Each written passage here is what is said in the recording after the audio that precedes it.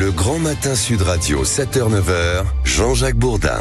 Bien, avec vous, Benjamin Glaise, nous parlons de quoi? De l'exploit du Paris Saint-Germain. Tiens, Elisabeth va être ravie de parler de ça. Si je peux me permettre, j'ai choisi ce sujet pour vous, Elisabeth. Oh, merci, Benjamin. Ben voilà, c'est cadeau. Alors, l'exploit. Les Parisiens sont qualifiés pour les quarts de finale de la Ligue des Champions. Oui, après leur victoire sur la pelouse de Liverpool, qualification au bout du suspense à l'issue de la séance de tir au but. Et on va écouter, il y en a un, à mon avis, il a plus trop de voix ce matin. Ça fait le Paris Saint-Germain élimine Liverpool de la Ligue des Champions et réalise un exploit immense en réussissant. C'était sur Canal+, ça. Et le héros du match, c'est le gardien parisien, l'Italien Donnarumma. Sur les 3 pénaltys tirés par les Anglais, il en a arrêté 2. Forcément, Donnarumma élu homme du match, MVP comme on dit. Et il a été ovationné dans les vestiaires par ses coéquipiers. MVP. Là, c'est son nom. Merci Paris, merci, c'est pour vous. Oui, la joie des joueurs parisiens et la fierté du président du Paris Saint-Germain, Nasser Al-Khelaifi. C'est une soirée magnifique pour nous, pour le club, pour l'histoire. Je parle avec les joueurs, je dis si voulez-vous crier l'histoire, c'est maintenant. Dieu lui a donné une opportunité aujourd'hui pour en créer la vraie histoire. Vraiment, on a les joueurs montrés, on a un grand caractère aujourd'hui, grand joueur.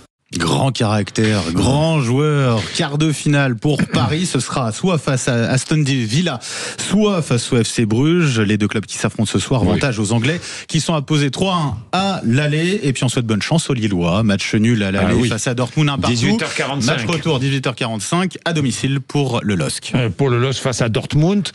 Et puis il y a PSG-OM dimanche. Au cinéma d'ailleurs.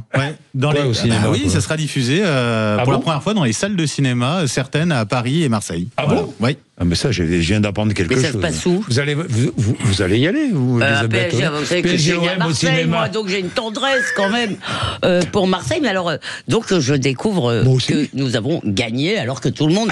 Non, mais ce qui est marrant, c'est que quand tout le monde dit c'est foutu... le match, Elisabeth? Bien sûr, j'étais en train de trimer pour vous et pour les auditeurs, cher Jean-Jacques.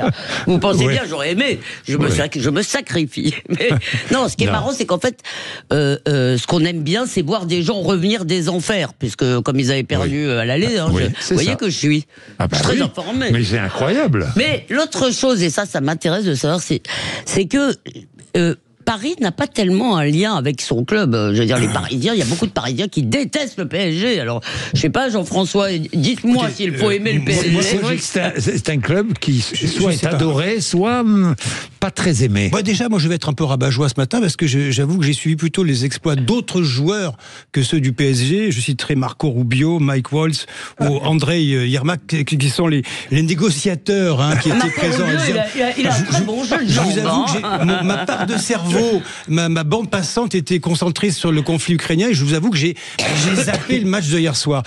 Mais c'est vrai que dans l'imaginaire collectif, je pense que le Paris Saint-Germain est une sorte d'équipe de France bis et que ça dépasse largement le cadre de Paris. Moi j'aurais dit le contraire.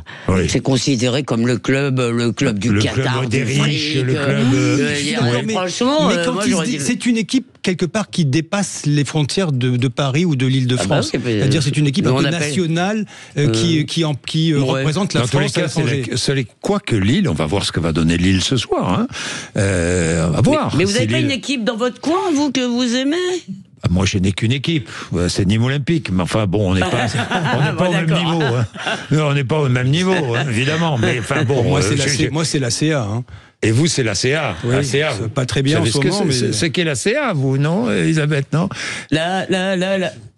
Ajaccio, les Corses. Merci. Voilà, bon, allez, il est 8h20. Benjamin m'a soufflé, il faut bien le dire. Oui, c'est Benjamin qui vous a soufflé. Bien, il est 8h29, vous êtes sur l'antenne de Sud Radio. Sophie Primas, porte-parole du gouvernement, sera avec moi et avec nous dans quelques minutes. Laurie Leclerc, le rappel des titres de l'actualité. Laurie.